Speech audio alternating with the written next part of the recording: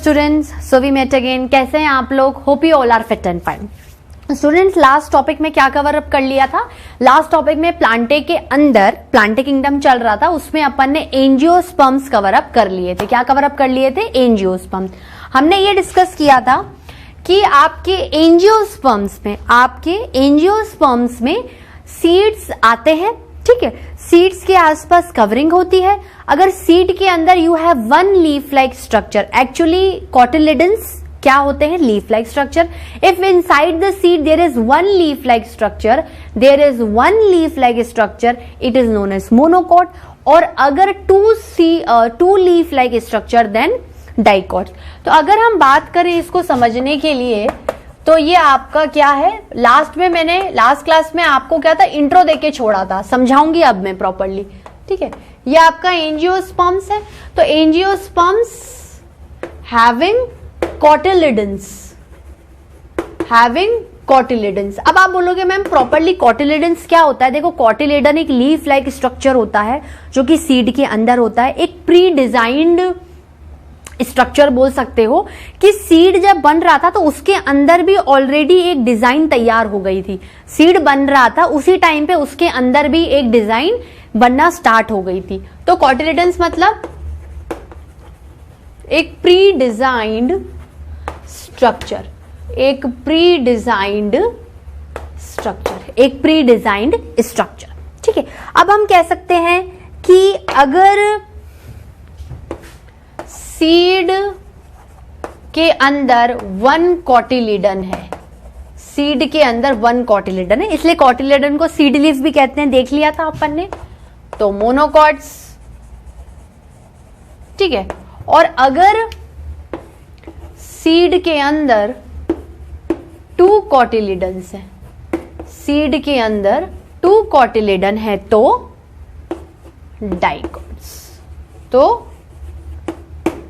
Dicots, ठीक है। अब हम बात करें तो कैसे समझें कि एंजियोस्पर्म में ये एक मोनोकॉट है और एक ये डाइकॉट है। भाई देखो, सीड को निकाल के हम एक्सपेरिमेंट तो कर नहीं सकते, ठीक है। तो हमने कहा कि ये आपका मोनोकॉट है। मोनोकॉट मतलब सीड के अंदर एक लीफ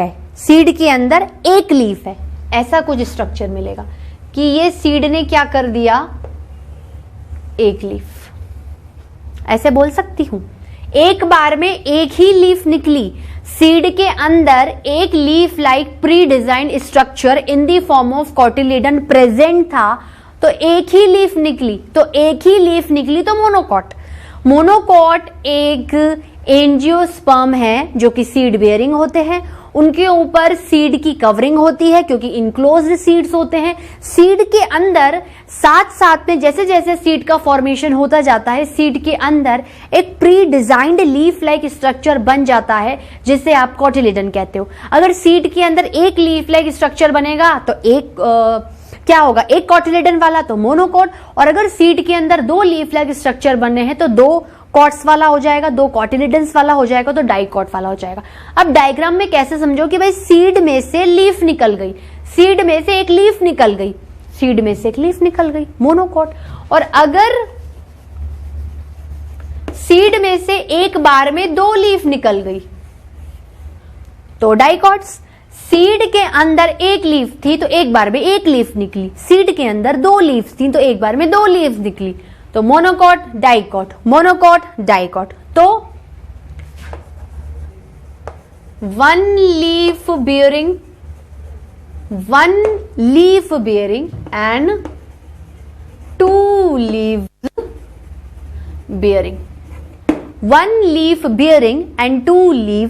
बियरिंग, ठीक है।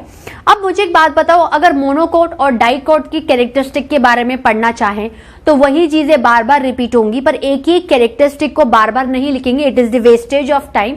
तो हम क्या करेंगे, जो खास कैरेक्टरिस्टिक इन दोनों में डिफरेंशिएट हो पाएंगे उनको पढ़ेंगे, ठीक है। तो अगर अपन डिस्कस करें क्या स्टूडेंट्स,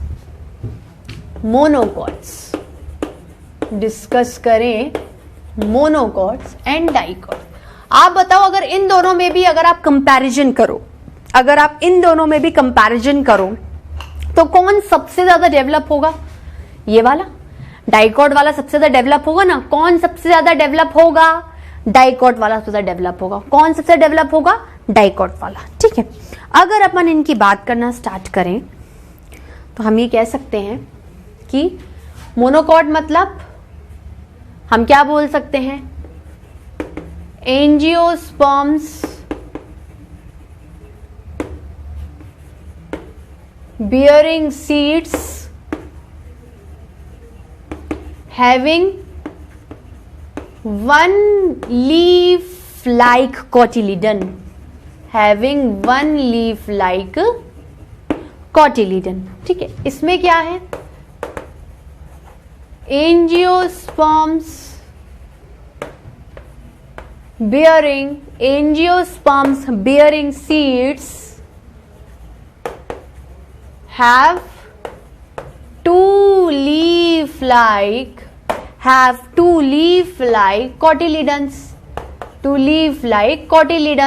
वो cotyledon है, cotyledons है। ठीक है, और क्या क्या बात कर सकते हैं हम इनमें? और क्या क्या डिफरेंसेस हो सकते हैं स्टूडेंट्स? देखो, मोनोकॉट में लीव्स नैरो होती हैं, मोनोकॉट्स में लीव्स नैरो होती है। मैं सिर्फ डिफरेंशिएट वाले पॉइंट्स बता रही हूं, बाकी सारे सेम चलेंगे। मोनोकॉट्स में लीव्स नैरो शेपेड होंगी। क्या होंगी? Narrow shaped,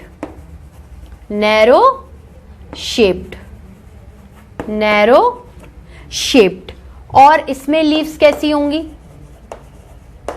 broad shaped. इसमें कैसी होंगी? Broad shaped. इसमें कैसी होंगी स्टूडेंट्स? Broad shaped. और अगर हम वेस्कुलर बंडल्स की बात करें, देखो वेस्कुलर टिश्यू से रिलेटेड अगर हम बात करें तो अब चूंकि हम एंजियोस्पर्म्स में आ चुके हैं तो हर चीज वेरी वेल डेवलप्ड है। उसमें भी मोनोकोट और डाइकोट्स की बात करें तो हद से ज्यादा डेवलपमेंट है। मतलब the most primitive form Thallophyta and the most advanced form is angiosperms का डाइकोट। तो अगर वेस्कुलर बंडल्स की बात करें, जनरली देखो वेस्कुलर टिश्यूज को अगर और ज्यादा हम लोग डीप में करें, लिखाऊंगी नहीं, अब समझ लीजिए।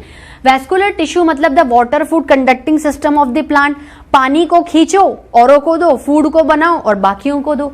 तो इनमें क्या है, आप वेरियस फॉर्म्स पढ़ोगे, जैसे वेस्कुलर टिश्यूज बंडल्स की फॉर्म में अरेंज है, वेस्कुलर टिश्यू स्कैटर्ड है, वेस्कुलर टिश्यू इंडिविजुअल है, या वेस्कुलर टिश्यू किसी जाइलम की फॉर्म में ज्यादा प्रेजेंट है, या फ्लोएम का नंबर ज्यादा है, या ट्रेकीड्स है। ये वेरियस काइंड्स की कॉम्प्लेक्सिटी है, लेकिन इसमें आपको इतना डीप में नहीं पढ़ना।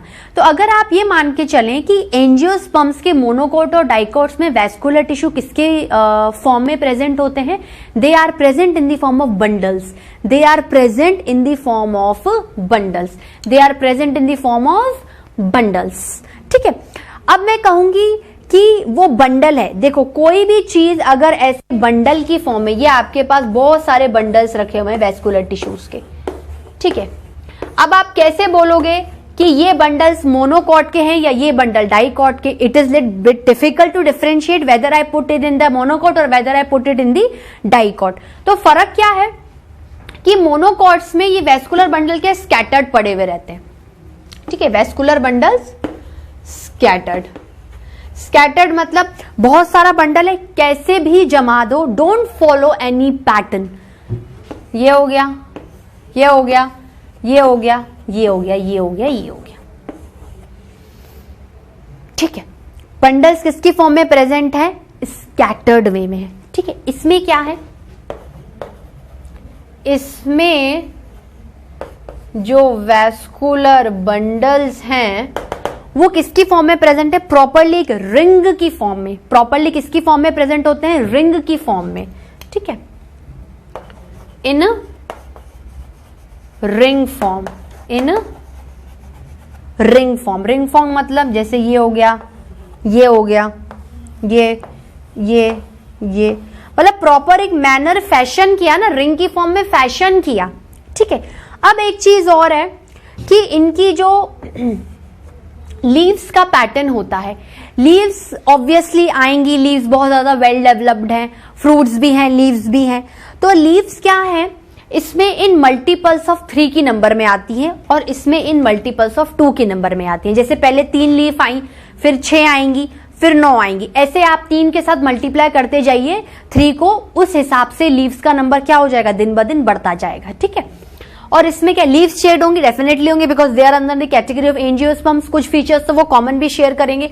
और इसमें द फ्लोरल लीव्स, जो भी लीव्स आएंगी वो कैसे डेवलप होंगी, जो लीव्स का पैटर्न है डेवलपमेंट का, नंबर इंक्रीजिंग का, वो 2 की मल्टीपल में होगा, 2, 4, देन और बताओ 2, 4, 6, 8, 12, इस तरीके से। ठीक है, तो हम कह सकते हैं leaves in pattern of multiple of 3 के मल्टीपल में लीव्स की ग्रोथ और डेवलपमेंट और नंबर क्या हो जाता है, दिन ब दिन इंक्रीज हो जाता है। इसमें क्या होता है, leaves in pattern of multiple of 4 के साथ साथ आप 2 भी ले सकते हो, या तो 2 के मल्टीप्लीकेशन में लीव्स बढ़ती जाएंगी या 4 के में, लेकिन इनके में क्या होता है 3 का नंबर ही फॉलो होगा। ठीक है स्टूडेंट्स, क्या क्या फर्क देखे आपने, मोनोकॉट है, डाइकॉट है, दोनों एंजियोस्पर्म्स हैं। काफी हद तक फीचर्स ये एंजियोस्पर्म्स के ही करेंगे, तो हमने क्या करा, सिर्फ डिफरेंसेस को स्टडी किया है। हमने क्या किया है, सिर्फ डिफरेंसेस को स्टडी किया है। जैसे हम बोल सकते हैं 1 लीफ है, हम बोल सकते हैं इसमें 1 लीफ है।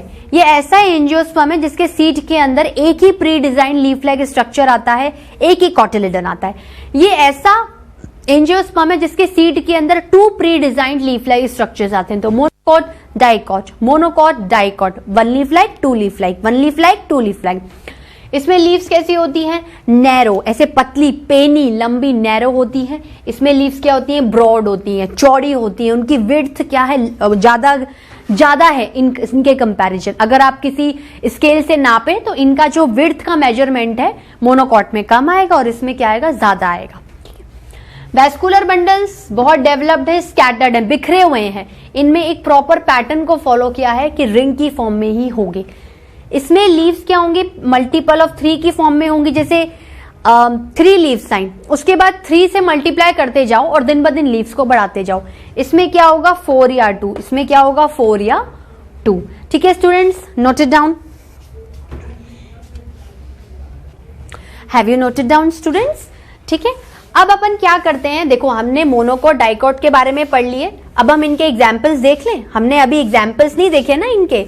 अगर आपको किसी भी को देखकर पहचानना हो, आप तो बोलोगे मैम अब एक एक को थोड़ी कोई देख के खोलूंगा, लेकिन अगर थोड़ा सा आइडिया होगा एग्जाम्पल्स का तो अपन निकाल सकते हैं। तो चलो आप लोग हेडिंग डालो जब तक मैं ब्लैक बोर्ड रब करती हूँ। एग्जाम्पल्स ऑफ मोनोकॉट्स एक तरफ, एग्जाम्पल ऑफ डाइकॉट, और अगर आपके पास स्पेस है तो उसी ही कॉलम में चलते चलो। मेरे पास नहीं थी इसलिए मैं रब कर रही हूं पूरा। ठीक है, समझ में आ रहा है students? Hope all you are getting what I am saying to you. ठीक है, ठीक है, चलिए अपन लिखते हैं एग्जाम्पल्स ऑफ मोनोकॉट्स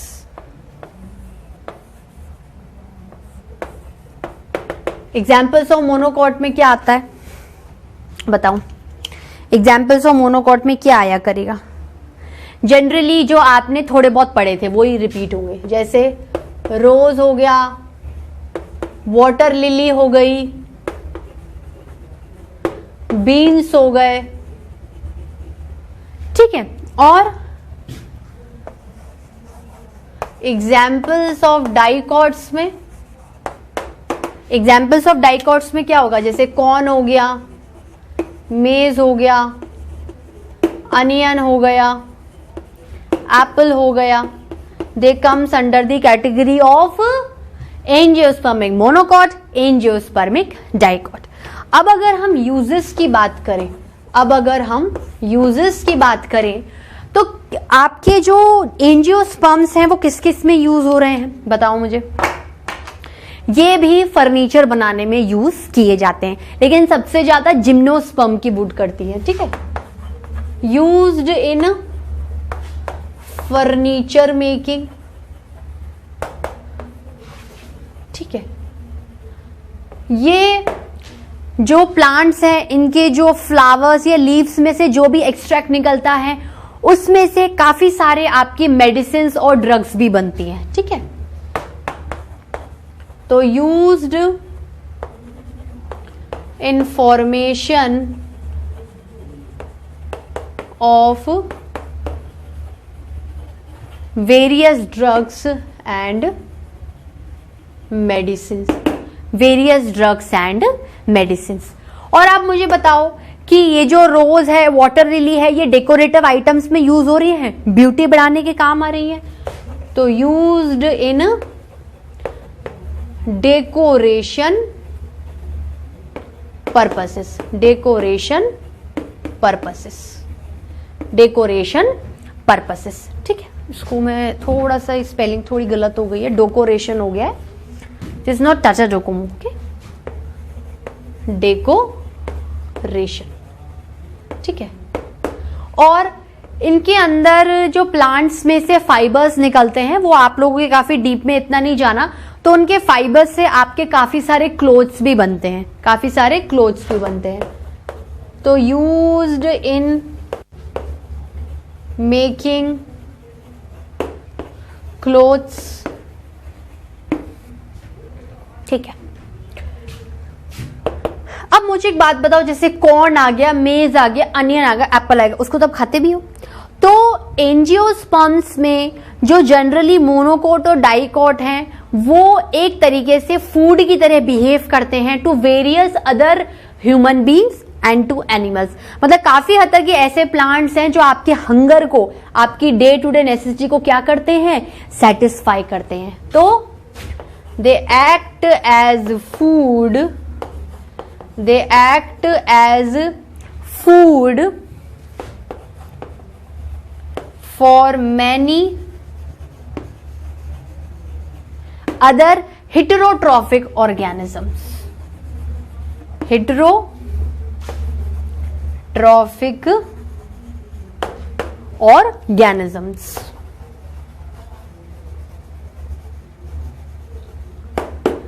ठीक है स्टूडेंट्स, इसके साथ आपका जो प्लांटे किंगडम है, इसके साथ आपका जो प्लांटे किंगडम है वो पूरी तरीके से क्या हो गया है, कवर अप हो गया। इसको नोट डाउन करिए आप लोग। Students, have you noted down? चलो, आपकी राहत की सांस आई कि we have completed the plantae kingdom. बड़ा तो नहीं था, बोरिंग भी नहीं था, पूरी कोशिश की थी कि मैं आपको बिल्कुल भी बोर नहीं करूं, मैं आपको बिल्कुल भी क्या करूं, बोर नहीं करूं। Hope I also didn't do that. Okay. Now we are going to discuss about the kingdom Animalia.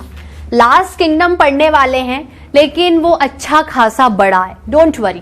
उसको भी मस्त तरीके से पढ़ेंगे कहानी की तरह। Don't bother for biology. I am always with you students.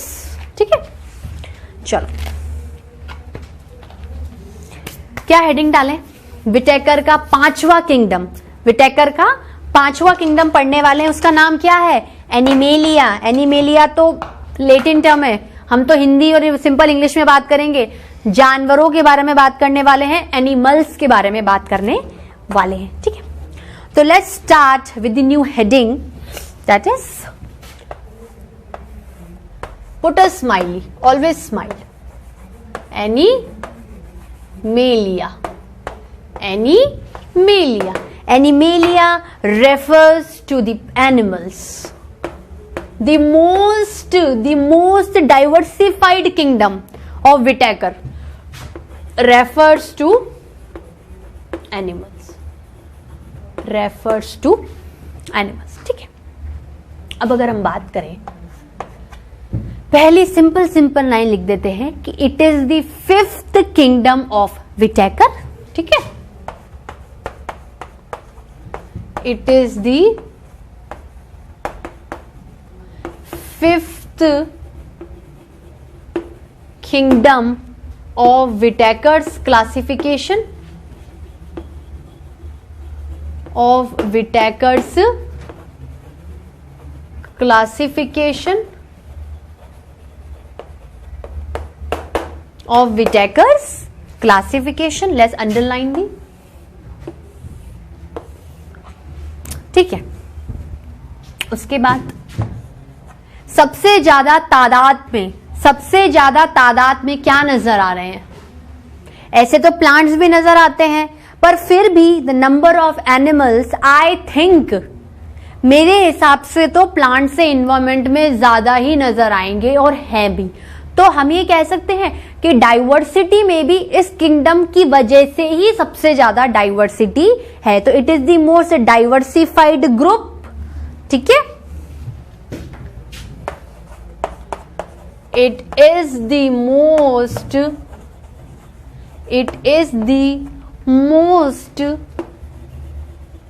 diversified group.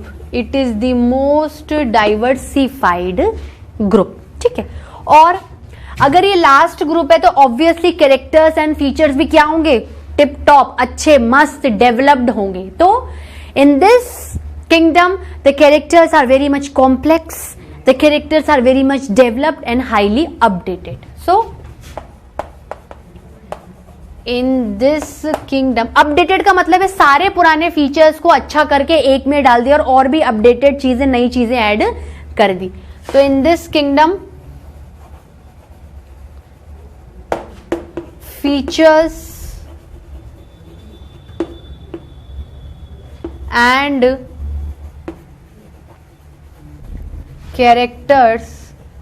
features and characters are very much developed. ठीक है, complex and highly, and इसको वापस थोड़ा सा अनटाइडी लग रहा है, and highly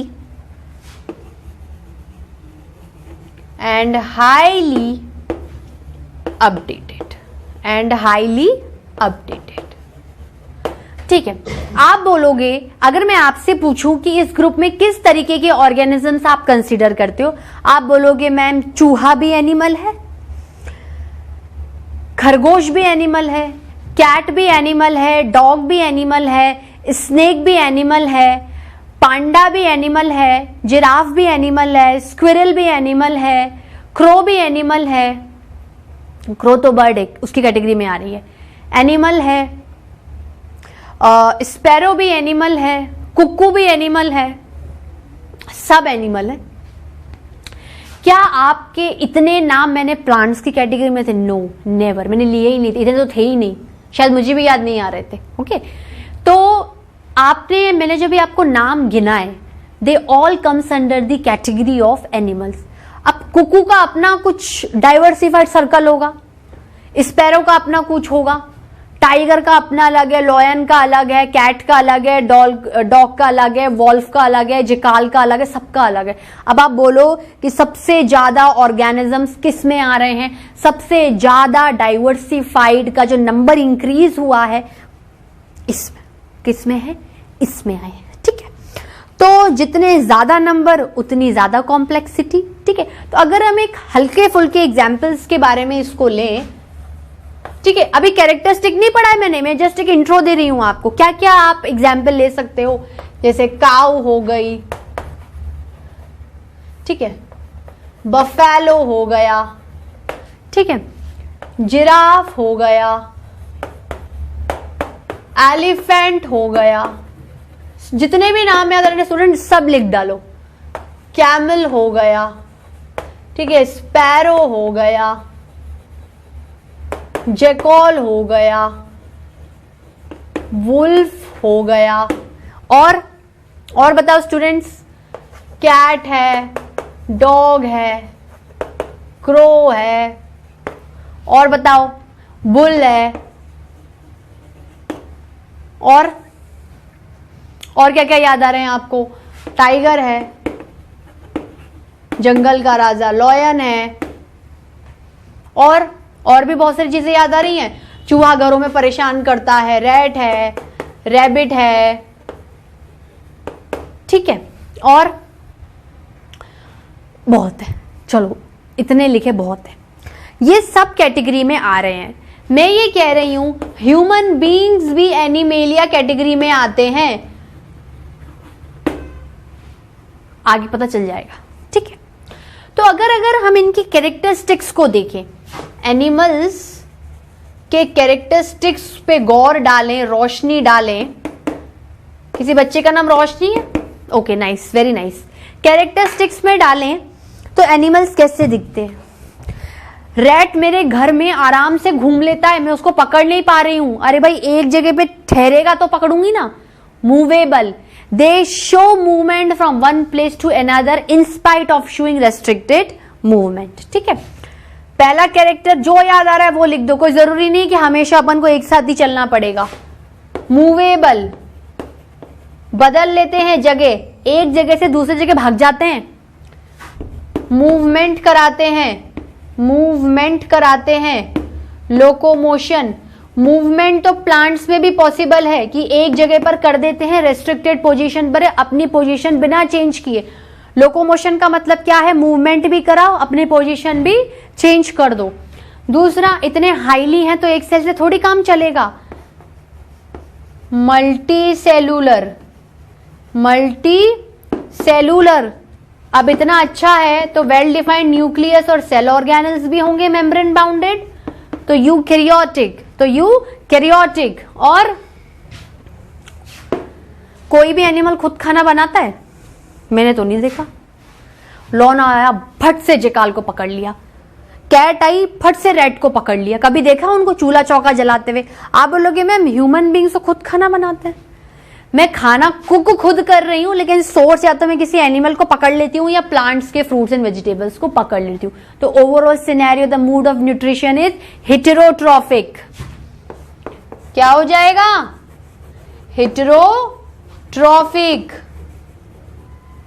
उसमें कुछ भी हो सकता है, पैरासाइटिक भी हो सकता है, सिम्बायोटिक भी हो सकता है, एंड सेप्रोफाइटिक भी हो सकता है। जनरली पैरासाइटिक ही मिलेगा, अभी से हिंट दे रही हूं, जनरली पैरासाइटिक ही मिलेगा, ठीक है।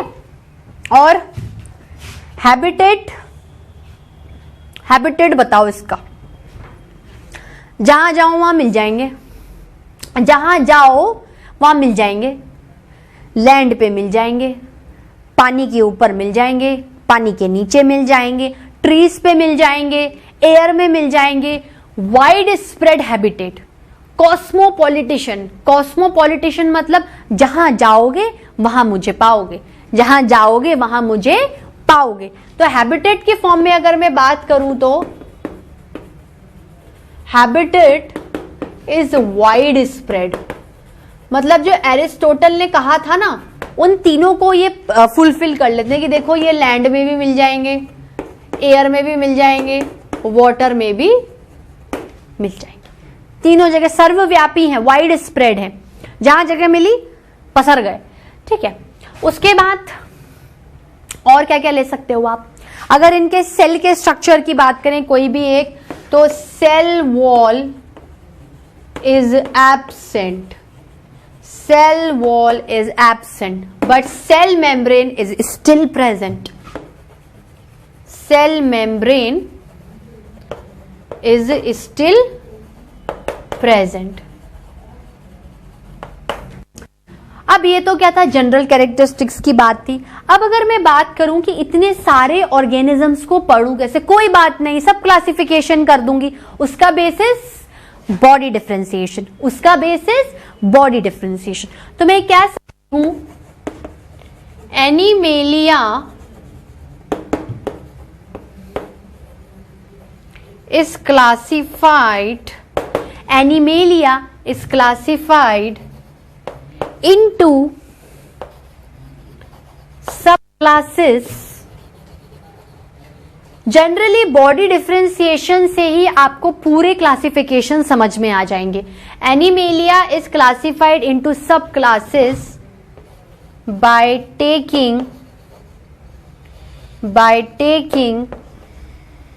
taking base as a body differentiation, base as a body differentiation। शायद जो पहली क्लास आएगी उसमें इतनी शानदार बॉडी डिफरेंशिएशन नहीं होगा जितना सबसे लास्ट में होगा। ठीक है स्टूडेंट्स, आज के लिए इतना ही। आप लोगों को समझ में है क्या क्या पढ़ा हमने? देखो प्लांट्स का जो लास्ट टॉपिक था मोनोकोट डाइकोट अच्छे से समझ लिया, डिफरेंस की फॉर्म में एग्जाम्पल्स देख लिए, एंजियोस्पर्म्स के यूजेस देख लिए। उसके बाद स्टूडेंट्स हमने क्या पढ़ा? हमने एनिमेलिया स्टार्ट कर लिया। हमने ये कहा कि animalia is the most diversified group. इतने सारे एग्जाम्पल्स देखे, ये तो बहुत कम है, अभी तो बहुत सारे आएंगे। तो इतने सारे ऑर्गेनिजम्स को पढ़ने के लिए हमें एक क्राइटेरिया चाहिए, एक पैटर्न चाहिए, एक क्लासिफिकेशन चाहिए। तो उस क्लासिफिकेशन को मद्देनजर में रख के हमने बॉडी डिफरेंशिएशन एक कैरेक्टरिस्टिक उठाया, उस पे हम वेरियस क्लासेस को डिवाइड करेंगे। इसमें क्या है, नंबर ऑफ क्लासेस प्लांट से ज्यादा होंगी क्योंकि number of characters, number of features, number of complexity, body का डिजाइन, बॉडी का स्ट्रक्चर, साइज एंड शेप क्या है, अलग अलग है। अगर आप इसमें साइज एंड शेप का कैरेक्टरिस्टिक देखोगे, मैंने लिखाया नहीं है, आपको जरूरत भी नहीं है, क्या होगा? वेरीड। मैं भले ही मेरे पापा मम्मी जैसी ही दिखती हूं पर फिर भी मेरे अंदर कोई ऐसे कैरेक्टरिस्टिक होंगे जो उनसे बिल्कुल अलग होंगे। एवोल्यूशन।